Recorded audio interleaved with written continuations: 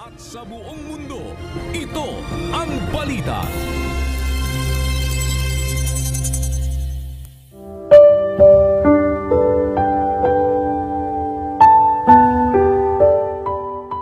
Kaya't ihiwalay ninyo ang lahat na karumihan at ang pag-apaw ng kasamaan at tanggapin ninyo na may kaamuan ang salitang itinanim na makapagliligtas ng inyong mga kaluluwa.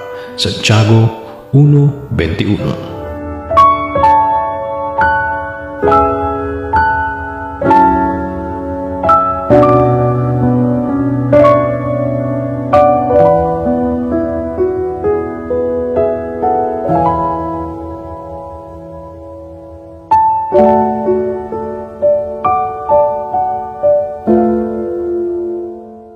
Sa ngalan ni Kuya Daniel Razon, ako si Victor Posare.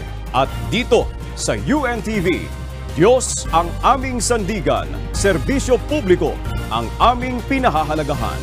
Magandang tanghali.